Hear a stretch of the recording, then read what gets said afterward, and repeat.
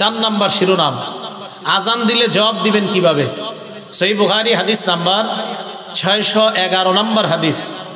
عن أبي سعيد الخدري رضي الله تعالى عنه قال قال رسول الله صلى الله عليه وسلم আল্লাহ নবী বলেন, ইদা সামি'তুমুল মুআজ্জিনা কুলু বিসলামা ইয়াকুলুল মুআজ্জিন, মুয়াজ্জিন সাহেব যখন আজান দেয় তোমরাও তা বলো যা মুয়াজ্জিন বলে। বলেন, আমরা যারা আজান শুনবো মসজিদে গিয়ে মাগরিবের আগে বসে রয়েছেন 5 মিনিট 10 মিনিট, মুয়াজ্জিন আজান দিতেছে, আপনারা কি করেন? পুকুরের ঘাটে বসে আলাপ করেন, আলোচনা করেন, মসজিদে বসে বসে গল্প করে, আজান চলতেছে আশেপাশে গল্প চলতেছে। কি সত্যি কথা কিনা? রাসূল সাল্লাল্লাহু আলাইহি সাল্লাম বলেন, মুয়াজ্জিনকে যখন আজান দিতে শোনো, মুয়াজ্জিন যা বলে তোমরাও তা বলো। মা বোনরা বাসা থেকে যারা শুনতেছেন আমার ওয়াজ শুনেন, আপনারা রান্না করতেছেন, মুয়াজ্জিন যা বলে আপনারাও তা বলবেন। এটা গেল বুখারী শরীফের বর্ণনা, এটা সংক্ষেপে হাদিসটা। এবার বিস্তারিত উদাহরণ নাম্বার 2, এটা গেল 1 নম্বর উদাহরণ। 2 নম্বর উদাহরণ মুসলিম শরীফের 385 নম্বর হাদিস। এই হাদিসের মধ্যে বিস্তারিত আসছে। عن عمر بن الخطاب رضي الله تعالى عنه قال عمر بن الخطاب رضي الله تعالى عنه বর্ণনা, মুয়াজ্জিন সাহেব যখন আজান দেয় তোমরাও তা বলবা যা মুয়াজ্জিন বলে। মুয়াজ্জিন যখন বলে আল্লাহু আকবার আল্লাহু আকবার, বলেন তাকুলু আল্লাহু আকবার আল্লাহু আকবার। মুয়াজ্জিন আল্লাহু আকবার বললে আমরাও কি বলবো? মুয়াজ্জিন যখন বলে আশহাদু আল্লা ইলাহা ইল্লাল্লাহ, তোমরাও বলবা আশহাদু আল্লা ইলাহা ইল্লাল্লাহ। এই হাদিসের শেষে একটা সুন্দর কথা আছে, দেখি কারা কারা কালকে থেকে আজান শুনে জবাব দেন। মুয়াজ্জিন যখন বলবে আশহাদু আন্না মুহাম্মাদুর রাসূলুল্লাহ, তোমরাও বলবা আশহাদু আন্না মুহাম্মাদুর রাসূলুল্লাহ। তবে মুয়াজ্জিন যখন বলে হাইয়া আলাস সালাহ, ক্বালা আহাদুকুম লা হাওলা ওয়ালা কুওয়াতা ইল্লা বিল্লাহ, বলেন হাইয়া আলাস সালাহ বললে কি বলবো? মুয়াজ্জিন যখন বলবে হাইয়া আলাল ফালাহ, তোমরা বলবা লা হাওলা ওয়ালা কুওয়াতা ইল্লা বিল্লাহ। এখন দেখেন, মুয়াজ্জিন বলবে আল্লাহু আকবার আল্লাহু আকবার, আমরা যারা শুনবো কি বলবো? বলেন।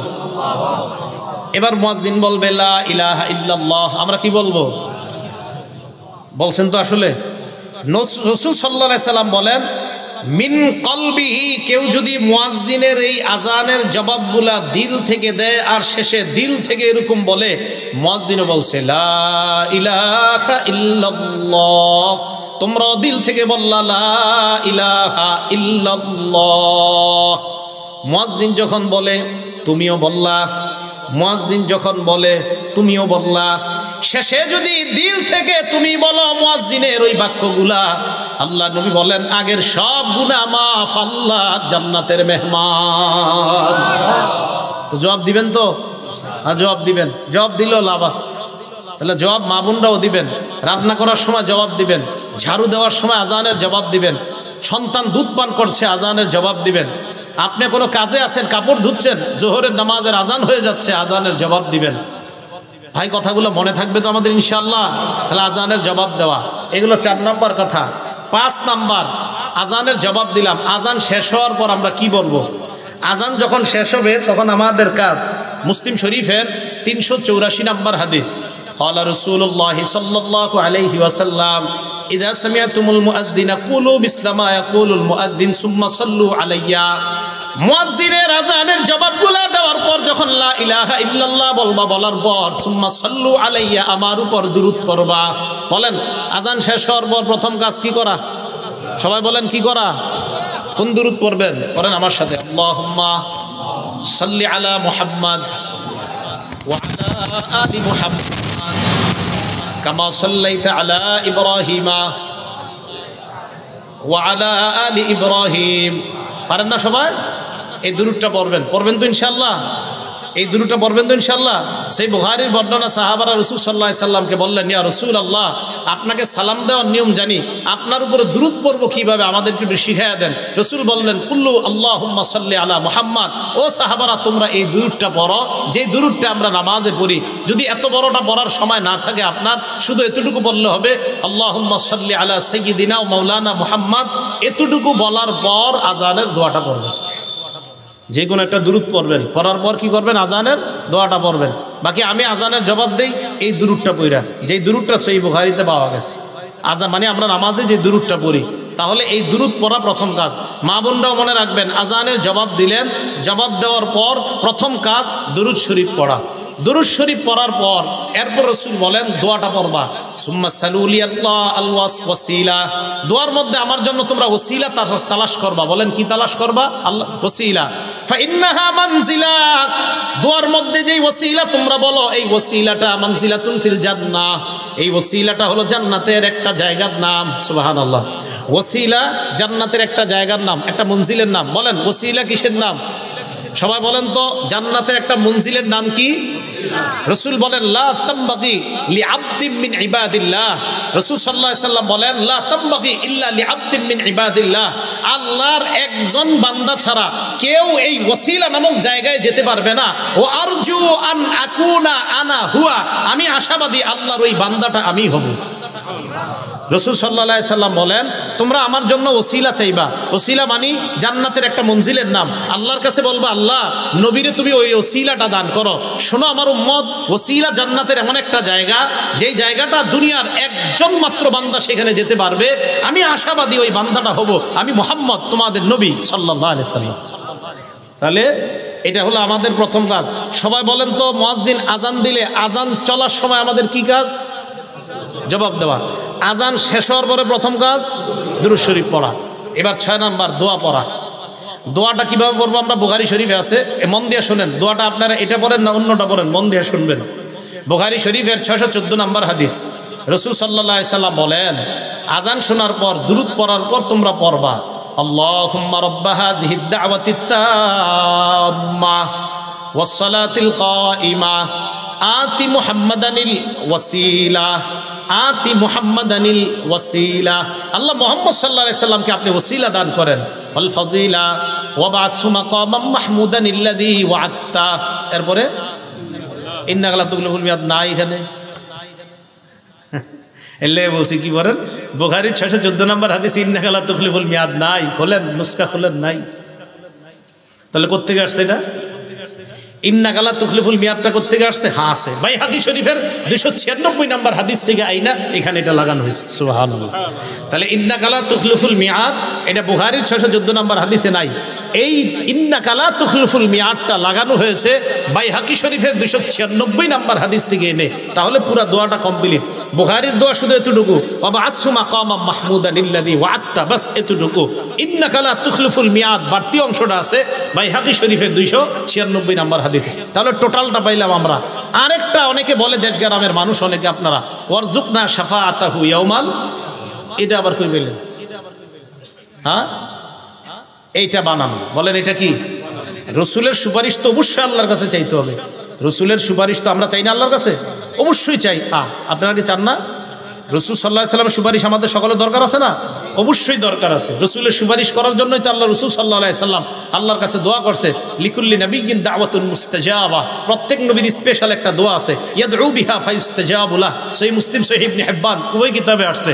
প্রত্যেক নবী ওই দোয়াটা করবে, ফায়ুতা বিহা, ওই দোয়া দুনিয়াতে দিয়ে দেওয়া হয়েছে। ওয়া ইন্নী ইখতাবাতু দাওয়াতি শাফাআতান লিউম্মতি ইয়াউমাল কিয়ামা, আমি আমার দোয়াটা করি নাই, আমার দোয়াটা আমার উম্মতে কিয়ামতের মাঠে সুপারিশ করার জন্য রাইখা দিছি আমি। তো সুপারিশ সবার দরকার আছে না? আছে। কোন জায়গায়? যেই জায়গায় নবী শিখাইছে ওই জায়গায়। কিন্তু এই আজানের এই দোয়ায় তো অর্জুকনা শাফাআতে নবী যে আমাদেরকে শিখায় নাই, তাই আমরা বলবো না, আলাদা দোয়া করবো আমরা। ভাই মনে থাকবে তো? তাহলে আল্লাহুম্মা রাব্বা হাযিহিদ দাওয়াতিত তাম্মাহ ওয়াস সালাতিল কাইমাহ আতি মুহাম্মাদানিল ওয়াসিলাতা ওয়াল ফাজিলা ওয়া বা'আথহু মাকামাম মাহমুদানিল্লাযী ওয়া'আদতা। বাইহাকীর 296 নম্বর হাদিস, ইন্নাকা লা তুখলিফুল মিয়াদ। এই হলো আপনার আজানের দোয়া। রসুল বলেন এই দোয়াটা যারা পড়বে, বলেন এই দোয়াটা সবাই বলেন তো, যারা হাল্লাত লাহু শাফাআতি ইয়াউমাল কিয়ামা, তাদের জন্য সুপারিশ করা কিয়ামতের ময়দানে আমার জন্য ওয়াজিব হয়ে যাবে। মা বোনরা সহ সবাই আজানের এই পরে দোয়াটা পড়বেন। রসুল সাল্লাল্লাহু আলাইহি সাল্লাম বলেন আজানের পরের এই দোয়া পড়লে আমার সুপারিশ করা ওই উম্মতের জন্য ওয়াজিব হয়ে যাবে। তাহলে সবাই পড়বো তো ইনশাআল্লাহ? তাহলে আজানের বাক্য শ্রেষ্ঠ বাক্য, আজানের কথাগুলা শ্রেষ্ঠ কথা। আজান যে ব্যক্তি দেয় গলা লম্বা হবে, আজান যেই ব্যক্তি দেয় তার সব গুনাহ মাফ হবে, আজান যেই ব্যক্তি দেয় তার সাথে আমরাও ওইগুলা বলবো। আজান শেষ হলে আমরা প্রথম কাজ, আলেমরা ছাড়া অন্যরা বলেন, আলেমরা ছাড়া অন্যরা বলেন, প্রথম কাজ আজান দেওয়ার পর প্রথম কাজ দুরূদ পড়া, এরপরে কি পড়া? দোয়া পড়া। তাহলে পড়বো তো ইনশাআল্লাহ? এইগুলো আমাদের 6 নম্বর আলোচনা। 7 নম্বর আলোচনা, আজানের পর এই তো নামাজের জন্য আমরা মসজিদে যাব, একামত। একামত দেওয়ার ক্ষেত্রে আমরা ওই একামতের যে বাক্যগুলা মুয়াজ্জিন সাহেব বলবে আমরা ওইগুলা বলবো। আজানের এই একামতের জবাবের এই বাক্যগুলা আমরা বলবো, মুয়াজ্জিন যা বলে আমরাও বলবো। এখন কথা হলো এই বাক্যগুলা আমরা বলবো, এটা বলা কি? এটা বলা মুস্তাহাব। আরব বিশ্বের উলামায়ে কেরাম সহ আল-লাজনাতুদ দাইমাহ লিল ইফতাহ, সৌদি আরবের ফিকহি বোর্ড সহ সমসাময়িক উলামায়ে কেরাম যারা আছে সবাই এই ব্যাপারে একমত। আজানের মতো একামতের যেই জবাব, এই জবাবগুলোও মুসল্লিরা দিবে, তবে একামতের জবাবগুলো মুসল্লিদের জন্য দেওয়া এটা মুস্তাহাব বলছে তারা। কি বলছে বলেন তো? মুস্তাহাব। কেউ কেউ যদিও ওয়াজিব বলছে। হানাফি মাযহাবের ফিকহের কিতাব দুরুল মুখতারের মধ্যে আছে যে ইকামত দিবে মুয়াজ্জিন সাহেব, আর মুসল্লি যারা আছে তারাও মুয়াজ্জিন সাহেবের সাথে এই ইকামতের জবাবগুলো দিবে। কদ কামাতিস সালাহ, কদ কামাতিস সালাহ যখন বলবে তখন আমরা যারা আমরা কি বলবো এই ব্যাপারে একদল আলেম বলে তোমরাও কদ কামাতিস সালাহ কদ কামাতিস সালাহ বলবা। বাকি আরেক দল বলে তখন বলা আকামাহাল্লাহু ওয়া আদামাহা। কি বলা? আকামাহাল্লাহু ওয়া আদামাহা, এটা বলা মুস্তাহাব। আবার একদল বলে না, শুধু কদ কামাতিস সালাহ বলা। আর আমি আপনাদেরকে বলি আপনারা দুইটাই কইেন। মুয়াজ্জিন যখন বলে কদ কামাতিস সালাহ, আপনি বলবেন কদ কামাতিস সালাহ আকামাহাল্লাহু ওয়া আদামাহা। আবার মুয়াজ্জিন বলবে কদ কামাতিস সালাহ, আপনি বলবেন কদ কামাতিস সালাহ আকামাহাল্লাহু ওয়া আদামাহা। তাহলে দুই দলেরটা আমল হয়ে যেতেছে, দুই দলেরটা আমল হয়ে যাইতেছে। এই হলো আজানের একামতের জবাব। তো একামতের জবাবটা আমরা এইভাবে দিব।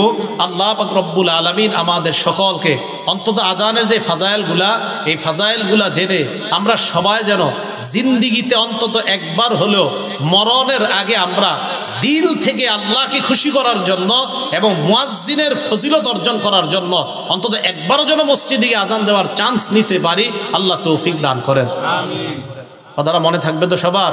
আর আসসালাতু খায়রুম মিনান নাওম বললে সদাকতা ওয়া বাররতা, সদাকতা ওয়া বাররতা, সদাকতা সত্য বলেছেন, ওয়া বাররতা পূর্ণ করেছেন। তাহলে এটা হলো আসসালাতু খায়রুম মিনান নাওম, এটা বললে এই জবাবটা দেওয়া। আল্লাহ পাক রব্বুল আলামিন আমাদের সকলকে যেন আজানের উপর আমল করতে পারে আল্লাহ তৌফিক দান করেন। আর মা বোন যারা, তারা এই আজানের ফজিলত অর্জন করবে কিভাবে? তারা মুয়াজ্জিন সাহেবের সাথে সাথে আজানের এই বাক্যগুলা বলবে। ইনশাআল্লাহ মুয়াজ্জিনদের যে ফজিলতগুলা মা বোনরা ঘরে থেকে ওই জবাবগুলা দিলে ওই ফজিলতের সওয়াব আর ওই ফজিলত আল্লাহ তাদেরকে দান করবেন। আল্লাহ আমাদের সকলকে আমল করার তৌফিক দান করেন, আমিন। ওয়া আখিরু দাওয়ানা আনিল হামদুলিল্লাহি রাব্বিল আলামিন।